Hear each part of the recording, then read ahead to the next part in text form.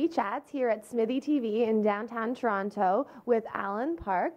Name dropper. What inspired you to get into the business? Okay, the business? Well, I don't know. I just started telling jokes one day at a live event in Toronto, and I was in the business. And then I stopped for about 5 years because I didn't like the business. And then I moved to Vancouver, and I started in the business again, doing the same. It's like a habit more than a career. Yeah. And how have you enjoyed your time on Royal Canadian Air Farce? I have enjoyed it intermittently. I have enjoyed it. Yeah, I've enjoyed it greatly. It's been a lot of fun, and you know, they canceled the show. I don't know who canceled the show. Somebody canceled the show. Somebody sat down and went, well, you know, this is hitting a lot of newer, younger demographics, and the ratings are really high. Let's get rid of it. So I don't understand how this business works, but we do come back for an annual show. That might have been why you noticed me. I don't know. And so that's fun. We get to go and do that, and then you still get to do other things in your career instead of being nailed down to a series. So it's fun. And you're really well known for your impressions of Kevin Federline and Barack Obama and a lot of political figures.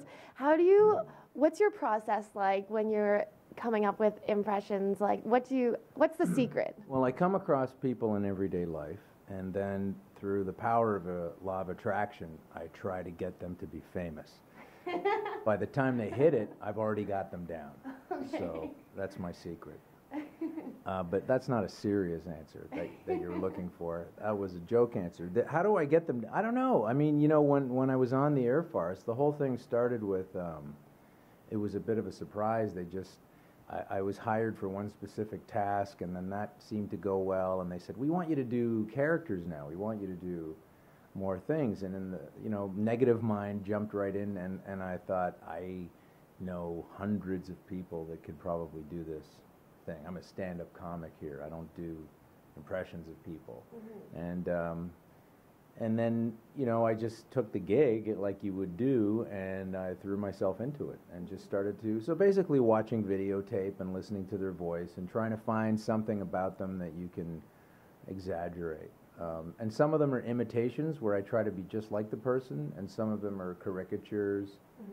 Where I try to find, like you would do in a what they used to call newspapers, Katie. I don't know if your parents used to read those or not, but yeah, they you know, they would, you know like George Bush had like a dopey sort of wrinkle in his forehead, and different aspects, and you try to find those in an acting sense, I guess, and play those up, and hopefully everybody believes it.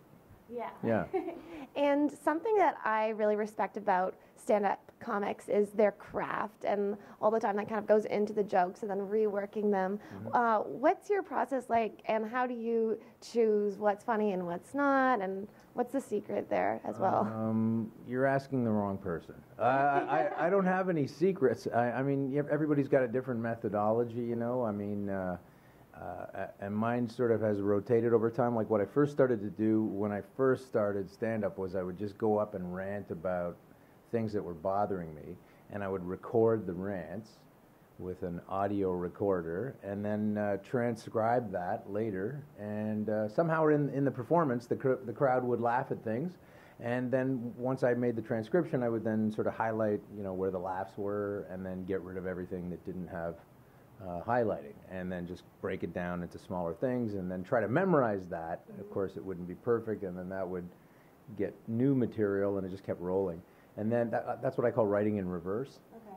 And then I started to write, you know, conventionally, write things ahead of time, try them out, and I sort of bring in both aspects of it. When I'm bored of one, basically, I'll bring in something else. It's very ADD. And do you think that jokes need to be relatable in order to work with the audience, or are there any particular elements that really help? I think they need to be somewhat relatable, although I do have a struggle with that myself, because I like really odd and strange things, and a lot of times that works well, and sometimes it doesn't work well. So you'll drop that one or try to find an aspect of it that is relatable. And what was it like being nominated for Canadian Comedy Awards and Gemini's as well? It's great being nominated. I've been nominated a lot of times, and it's been, you have to campaign, you know, it's almost like a popularity contest. So unless you really get on the social media, and before that the email and take out ads and things, I'm not really interested in campaigning for it. If I ever win something, that'll be great. I'm not, you know, I'm humble enough to know that I probably won't win. I'm not really trying to win an award. I'm just trying to do what I do and get away with it. You know, if it gets an award one day, great. If not, I won't be out there campaigning for it, though, either way. So, yeah. And what was it like acting in Moon Point, where you played the watermelon? Well, that was a one-day thing for me. It was fun, you know. It was. There's not a lot of when you know you're going to be playing a gigantic piece of fruit. You know, used to be it was an underwear commercial, but in Moon Point it was fun. It was one day, and I had a great time working with the different people on the show. I'd like to do more of that kind of thing. Art Hindle was there, and then Jessica Holmes was there too, who was on Air Farce, and I hadn't seen her in a year or two at that point, and that was kind of interesting. And yeah, I liked it. It was a little bittersweet for me though, because my original shoot date was something that I couldn't do, something else. There was a conflict there schedule-wise, and so I lost a larger part to someone else, and then had to settle for a watermelon piece. Yeah. So it was still fun to, I was glad to do something, but you know. Well, I saw it and you did a really good job, so congratulations. Thank you, yes. I sent a letter to the Watermelon Marketing Board, and if they ever need a mascot, I'm kind of at the top of the list. So hopefully that'll work out. Yeah. And other than the watermelon mascot job, what are your goals for the future? My goals for the future, well, I've been threatening to drop more podcasts. I want to do that. I've been trying to get a format together that I enjoy. My manager was riding me pretty hard to get one done, and so I did, you know, 2 of them, and then I didn't drop another one for a long time, and he said, "What is going on? These were great. Why don't you do more?" And I said, "Well, I wanted to go out when I was on the top of my game."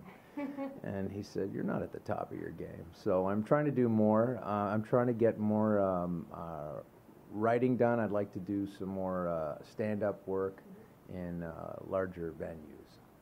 Yeah. And where is the best place to find out more information on you and to follow all of your exciting projects online? Well, you could go to, I guess not really Twitter. I do post there, and then Facebook as well. And I'm currently, I don't have a website at this time, but I'm represented at diamondfield.com.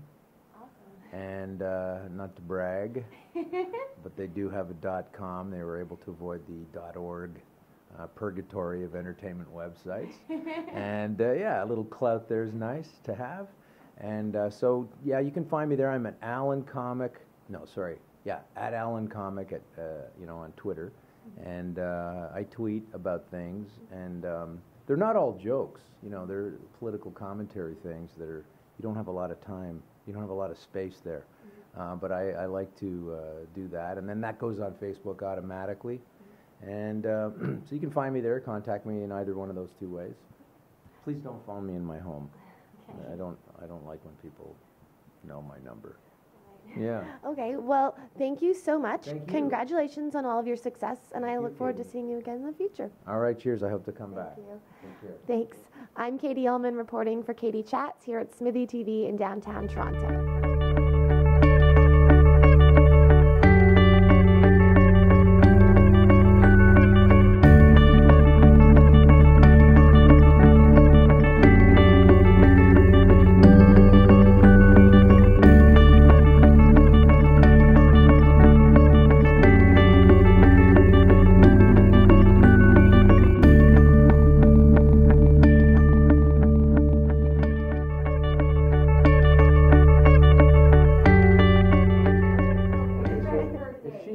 If she has the mic.